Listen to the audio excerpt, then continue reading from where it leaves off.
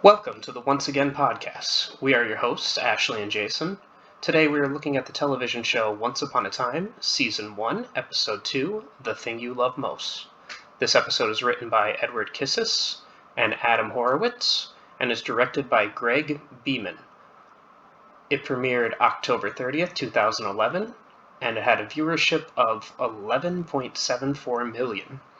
A brief synopsis is Regina tries to push Emma out of Storybrooke and Henry's life, as flashbacks detail information about the Evil Queen's curse. And I just want to take a moment to do a little house cleaning and let you guys know that we previously recorded this episode. However, I screwed up the recording and you couldn't hear Ashley's audio. We're still new at this and we're figuring it out, so if you have any suggestions to improve the podcast, please leave a comment below. I just want to also let you know that we will be looking for an editor and an animator down the road. We can't offer any pay right now, so if you're just looking to build your resume, please email us at onceagainpod@gmail.com. And with that, Ashley, take it away. All right, so we start off mainly with the recap with that suave voice telling us about, that we're in a town in Maine with every storybook character.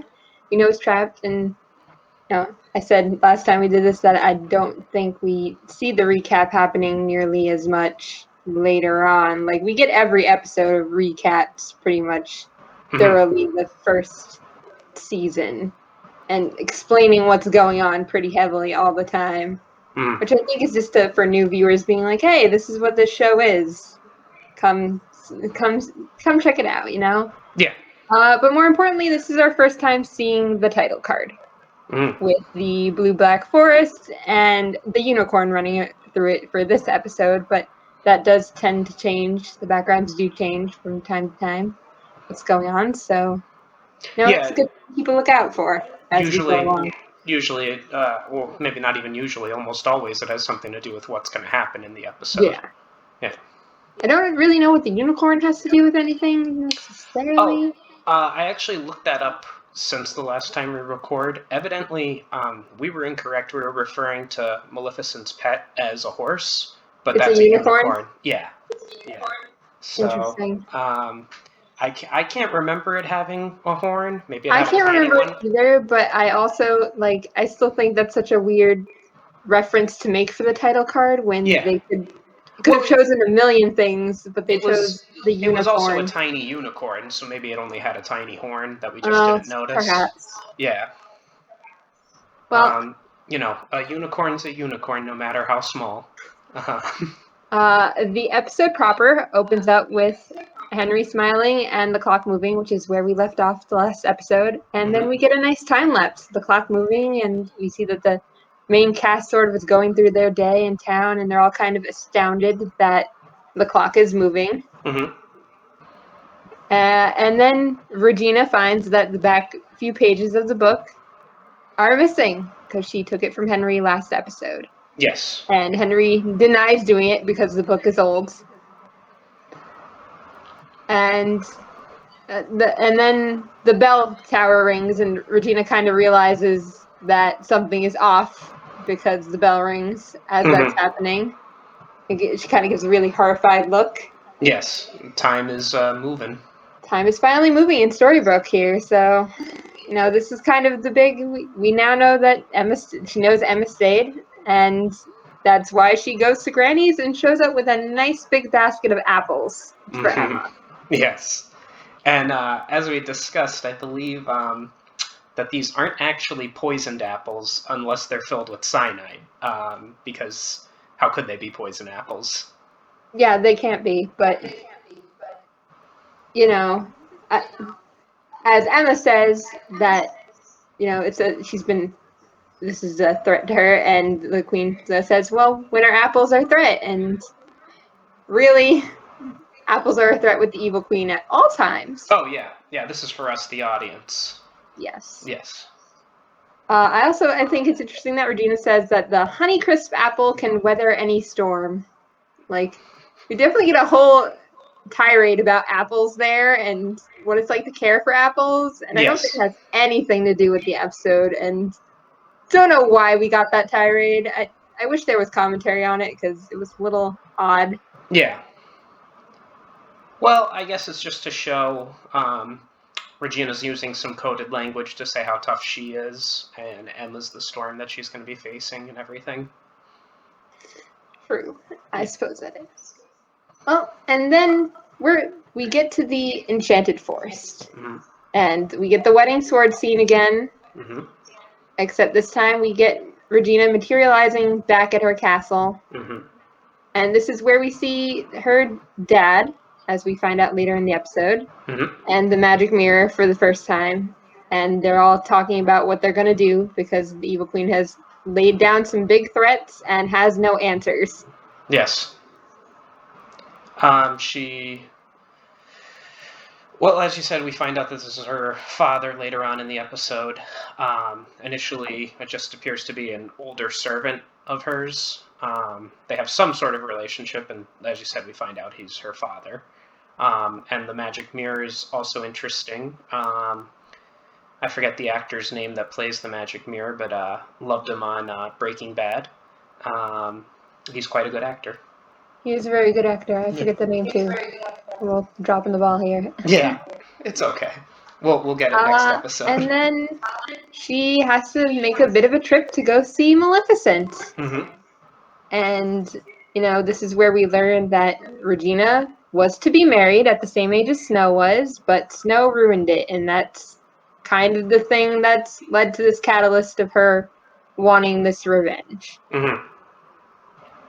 And we see the friendship or kinship, maybe not kinship, the relationship dynamic between Regina and Maleficent, that they are as close of friends as two people like them can be, and that they exchanged curses. Regina gave Maleficent the dark curse, and Maleficent gave Regina the sleeping curse that she cast on Snow. Which is cute because Maleficent uses the sleeping curse on Aurora in their story and everything, so it's nice to see that. It is nice to see. I think it just goes to show that the sleeping curse does not work. Yes, there is a flaw. Yes. And it's really Maleficent spends most of the scene basically telling Regina not to use the dark curse. That nothing about it is going to get her love back. It can't do what she wants it to do. Mm-hmm. And she also wants to know who gave Regina the curse because it's that unholy that Maleficent thinks it's not even at all moral to use it, and that her and Regina have morals, so that neither one of them should be using it. Yeah. It's interesting. Like the dynamic. Like does Maleficent? It can't be that we know that she knows Rumple later on in the series, but it's just interesting at this point that she wouldn't even think that it came from Rumple. I mean, it might just be they don't want us to know that Rumple has his hand in everything. It's only episode 2, That's true. And I guess you could argue from her character's perspective, she's also playing that against Regina. Like, she doesn't want Regina to know that she knows Rumple, or something like that. It could be, but also you have to think, if we knew that the curse was from Rumple, then the whole idea of him not being awake and not knowing what's happening just can't exist throughout the rest of the season because that he made the curse. So That's true.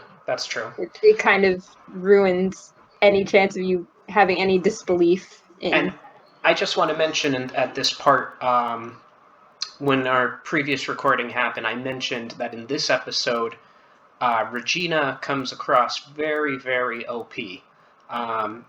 Later in the series, she can still teleport and everything, and she still makes the fireballs. But in this episode, she is showing off other powers that she does not display throughout the rest of the series.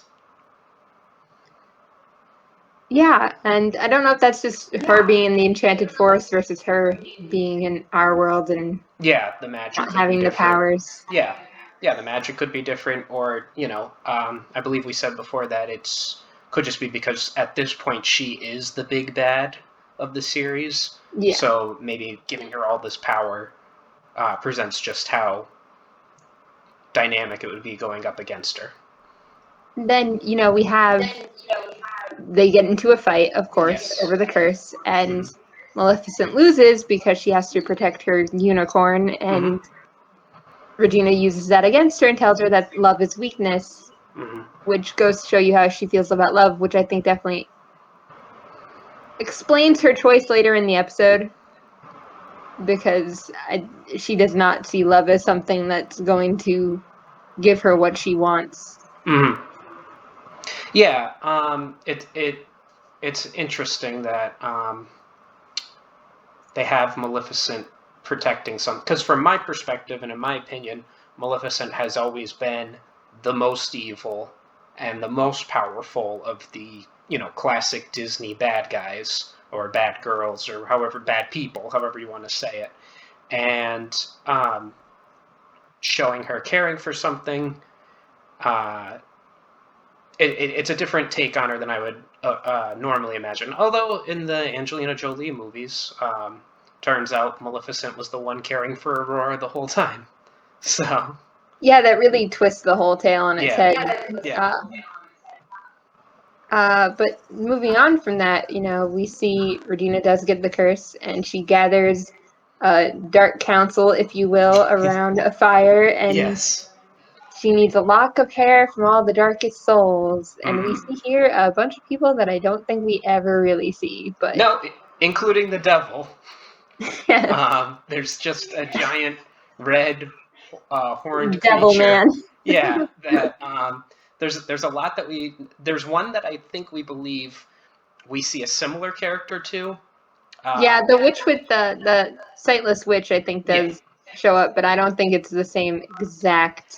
Yeah, it can't be, in fact, given what happens to the other sightless witch. And there's a giant. I'm pretty sure it's a giant, but that doesn't really lend itself to anything. Or it's a troll. Either way, I know those come up later, but it's not the particular ones. No, so I don't. No, it would have been interesting if we saw these characters again and how they got to be the ones with the darkest souls. But it is what it is.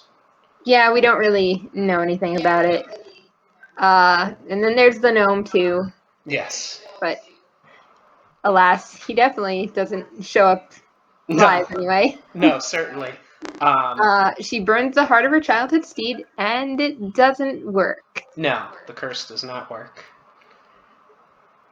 Which leads her to turning that gnome to stone after he laughs. Yes. And we have a really great transition into her garden at Storybrooke, where the gnome is living. Yes. So still turned to stone. Yeah, fantastic scene. And the rest of the scene, Sydney, the magic mirror, he shows up for the first time to kind of have a newspaper article slamming Emma about damaging the sign, which seems really silly. And this whole scene has no bearing on anything. I think it's just to introduce him as he's Sydney and he runs the newspaper. And he's still in love with Regina and working for her. And his newspaper is in fact called The Mirror. Yeah. And the thing that always bothered me about this was that Emma gets into a car accident and gets taken to jail. She should have been taken to the hospital, but whatever, it is what it is. Well, Sheriff Graham does what he wants, and this is true. He wants Emma to be in jail with him, apparently, nearby. Yes. Then the next scene is Emma is at Granny's, and Ruby gives her a hot chocolate with cinnamon from an admirer. And Emma does think it's from the sheriff. Yeah. But it does turn out it's from Henry.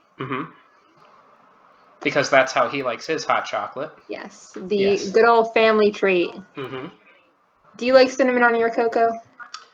I have honestly never tried it.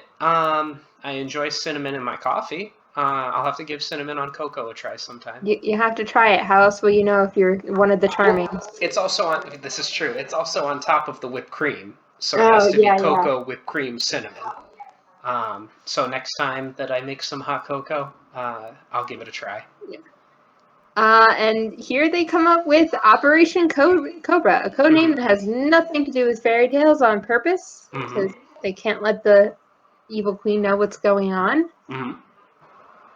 And this is where we get that nice breakdown of what's really going on here in Storybrooke.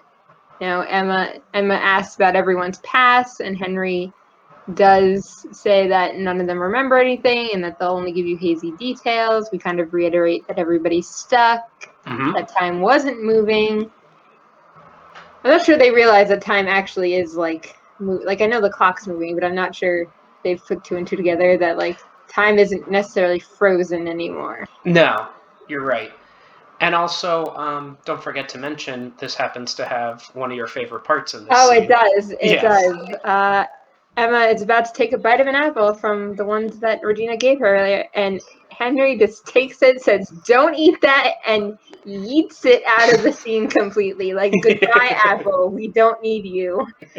It's fantastic. Henry sass, Maleficent sass. This episode has a bunch of sass.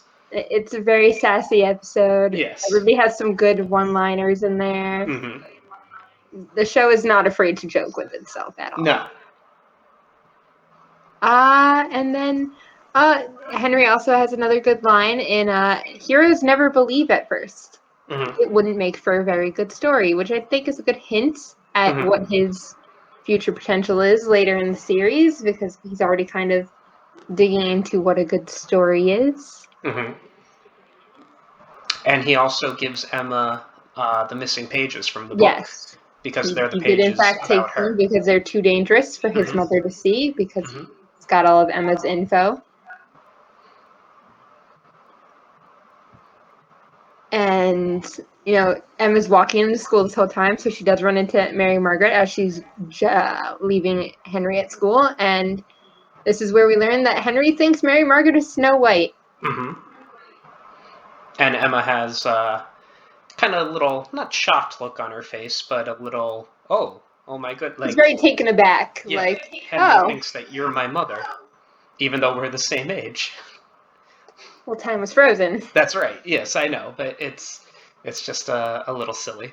This is also where Mary Margaret does kind of confirm that, like, everything's hazy. She says Regina's been mayor forever, but can't really, like, confirm why she got elected or what the last election was. Like, she has no info. And everyone's too afraid to run against her. Yeah. Which kind of parallels the Enchanted Forest world, because Regina still was the evil queen. Like, she was still the queen, even though Snow and Charming got married and everything. No one was taking her out of her castle. Yeah. Yeah. They had their separate castle. Yes. And then the next scene is there's Emma goes to see Archie and talk about, like, Henry's therapy and stuff and how he's using the book to deal with his problems. And then Archie gives Emma the files, which is so sketchy, and I don't know why she agreed to take them. Like, I get plot, but also there are so many rules being broken there. Yeah, here you go, biological mother who hasn't been in their child's life for 10 years. Here's all the information between doctor-patient confidentiality about them. Yep. And Emma does take the files, and Archie calls Regina, because of course Regina planned the whole time for her to go to see Archie and get the information. Which leads to Emma being arrested, because Archie says they got into a fight and she stole the papers. And none of us are surprised, because, of course, this was a setup. Yeah. And even Sheriff Graham, he gets that it's a setup, too. Yeah, he still arrests her. Yeah. Mostly because he wants to spend time with Emma, let's be honest. He's like, I'll do my duty, I guess. Yeah. And then, quick succession, Regina grabs Henry from school to talk to him and kind of gloat about everything. She doesn't really believe her.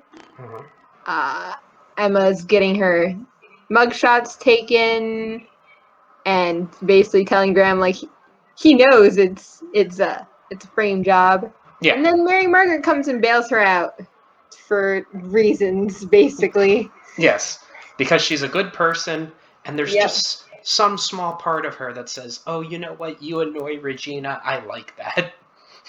I'm going to bail you out, even though you've only been here, like, a day, not even. Yes, and for all I know, you did break into Archie's office and beat him up and steal Yeah, I don't Henry's know the final. curse. Yeah.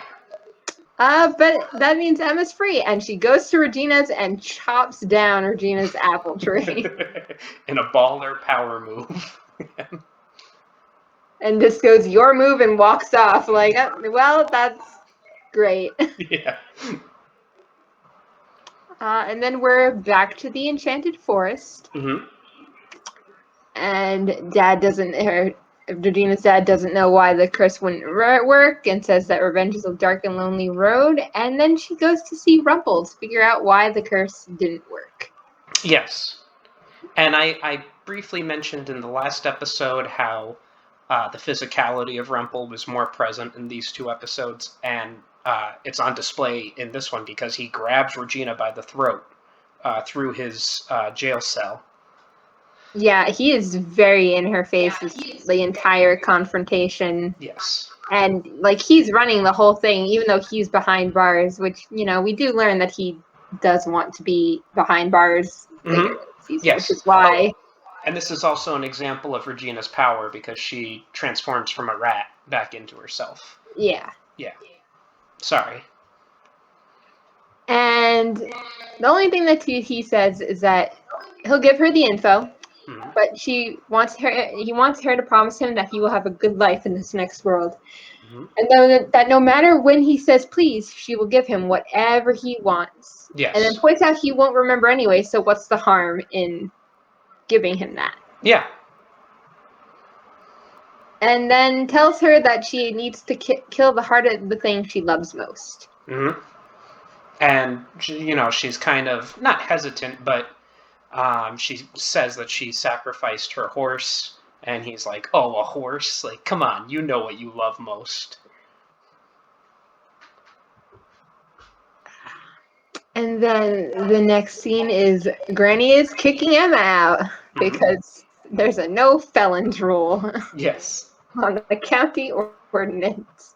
Even though she's not really a felon, I don't think. So that doesn't really make sense. Yeah, she was arrested, but she never stood trial or anything. Yeah. So she's not actually a felon. And, Regina also has her card booted, so... Yes.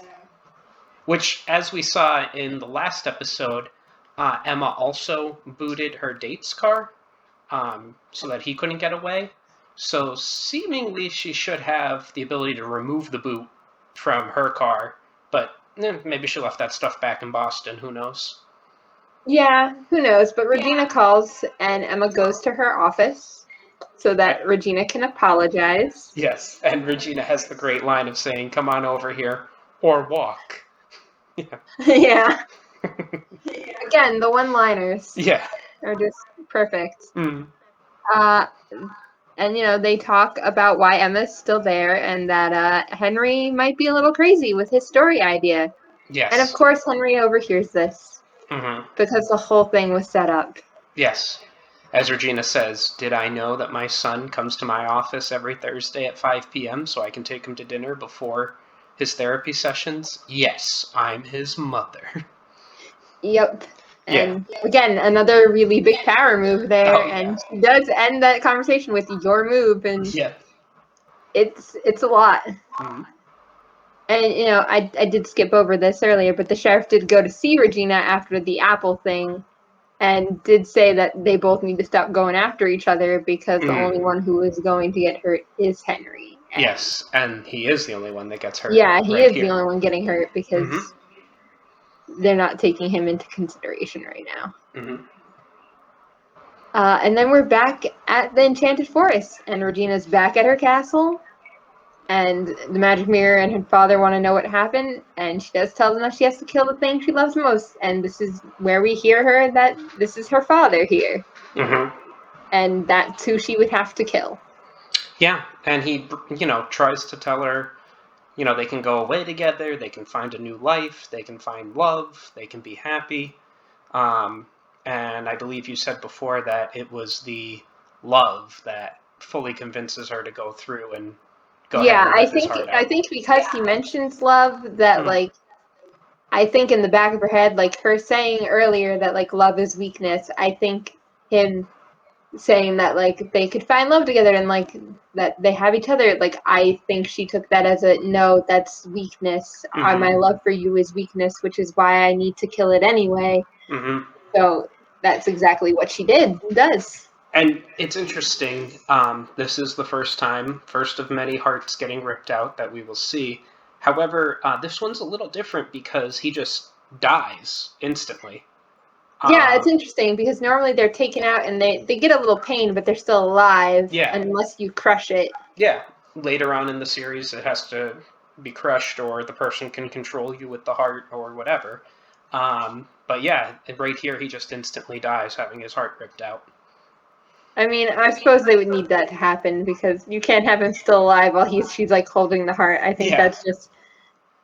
Does she actually go through with killing him then? Like I don't know if she could. And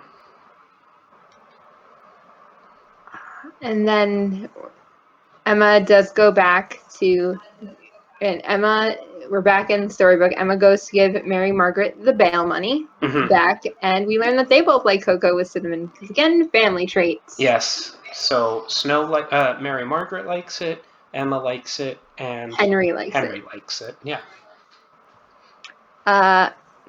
And that she thinks Emma should stay because Emma thinks she has to leave. So that's a good enough reason why Emma should stay.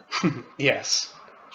Regina thinks that she has to leave. Yeah. Yeah. And then Snow feels like she already knows Emma, that they're good friends, that like they've met before. Which again, yeah, for like 3 minutes. Oh yeah, if that. It's literally... I get that they're trying to go for the like family, familiar like feelings, but it doesn't make sense at all, really. They come from a fantasy world, so they would have some sort of tie to each other that, yeah. I guess. If we're looking at it cold and logically in our world, no. But suspension of disbelief. True. Yeah. And then Henry is at his therapy appointment with Archie. And Emma does walk in and says he's not crazy. The curse is crazy. They gotta let the evil queen know that they're non-believers, because if she thinks they're believers, she'll just keep coming after them. And in the last episode, I mentioned that in this episode, there was something that Emma does to Henry that I really don't like, and it's this scene right here. Like, I just don't get what she was going for. She burns the pages with her in them. Is she attempting to use Henry's psychoses to snap him out of this idea that the book is real, or I just don't know. I know Archie told her to like be gentle with his belief system, but like this isn't being gentle. This is like, I'm going full throttle and diving deep in with you in the belief system. Yeah. But she doesn't believe at this, so she's lying to him that she believes. I just don't understand what her intent is here. It's just a little confusing. I think it's just meant for her to show that like she's against Regina and we're supposed to root for her because she cares about Henry, but like it all still kind of weird because like you've known Henry for like 2 or 3 days at this point, maybe. Like, and it's interesting that she does all this in front of Archie, who has previously betrayed her, but she just knows that he's a good person because of her superpower, I guess, or something. Yeah. And then she burns the pages about herself so Regina can't read them. And I know we discussed this when we first recorded this, but like, you think those pages are important? Like, we're just burning things. Like, these things don't come up later as things we need down the line. Yeah, throughout the series, the book kind of just pops up when it needs to, and it'll have new pages if it needs to. It's a magical book that can seemingly heal itself, so if the pages need to come back, they'll come back. We don't know that right now, but down the line, I guess that's how it goes. And then we get a brief return to the Enchanted Forest, where Regina enacts the curse with the heart of her father, and goes to see her father's grave one last time before actually basically going to do everything that she did in the first episode and going to gloat over Snow and stuff while the curse is happening. And this is where we learn that her father's name is Henry. So she named her son after her father. Mm-hmm. And then we go back to Storybook. mm-hmm. Emma and Henry are happily walking down the street, Mm-hmm. and Mr. Gold goes to see Regina at her house. Yes. And one of the best scenes. Yes, they have a good talk about Emma, Mm-hmm. and Mr. Gold gets the great fortune of telling her that Emma didn't leave, Mm-hmm. and that Regina made a mistake by not coming to him for help. Mm-hmm. But then Regina also goes and accuses him of wanting Emma to come here in the first place, and that's why he procured Henry for her. Mm-hmm. And she desperately wants to know who Emma really is. To which he responds, I believe, he says that she is who she thinks she is. Or Yeah, something you along think those. you know exactly who she is. Mm-hmm. And it's just a fantastic scene with Robert Carlyle as Mr. Gold. This role is just perfect for him. Oh, he subverts the whole scene on Regina. You really don't know. It's definitely one of those things where you're like, maybe he does know what's going on right now, and he's awake. Mm-hmm.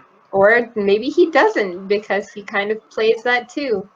Yeah, she mentions to him, I'm not going to make another deal with you, or something along those lines. Yeah. And he says, what deal are you referring to? And they decide it's the one about her getting Henry for Yeah. her, but it's definitely a nod in the wink Enchanted Forest deals. Yes.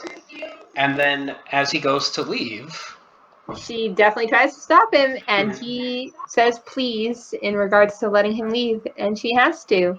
She just steps Which just aside. again makes us wonder, is he awake? Does he in fact know what's going on right now? Or is that just him being himself? And it's an interesting dynamic, the whole back in the Enchanted Forest, he asked her that whenever he requests something of her, as long as he says please, she has to do it. Maybe I'd be interested to see throughout the series how Yeah, many we said times we that don't comes think up. that this happens very often, Yeah. like It definitely could have a come up. handful of times at most. Oh, yeah, and really could have created some problems, but it might be an idea that they abandoned or forgot about or whatever. I mean, it might just not be in play once the curse is lifted and that kind of Mm-hmm. stuff. So I have a bit of trivia about this Ooh. episode. As previously mentioned, if you pay attention during the show credits, you'll see something in the mist. In this episode, it's Maleficent's unicorn.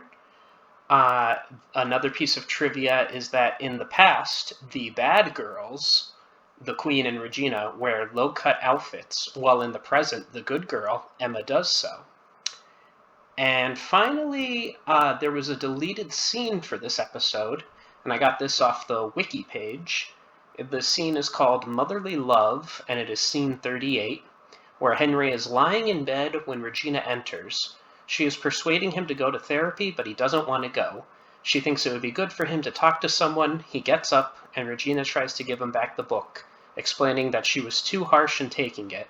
However, he tells her he doesn't want it and throws it on the bed. After he leaves, Regina smiles. Interesting. Yeah. I can see why they took it out, because Yeah. that's not in Henry's character, really. I don't No, think and it's somewhat of a redundant scene, too. it is. She's trying to do something nice, but really she's Ulterior testing him in a way. motives. Yeah. Yeah. Is there anything else you'd like to discuss about this episode, or? No, I think we got it. All right, well, I'll be going into the outro then. And I'd just like to thank you, the listener, for joining us. This has been the Once Again podcast. We are your hosts, Ashley and Jason. If you'd like to support the podcast, please subscribe, like, and share. Tell your friends about the podcast. Tell your enemies if you have them and you want to tell them about it. We are currently working on a Patreon page and setting up the tiers for that. We wish you the best and hope you have a great day. Thank you and goodbye.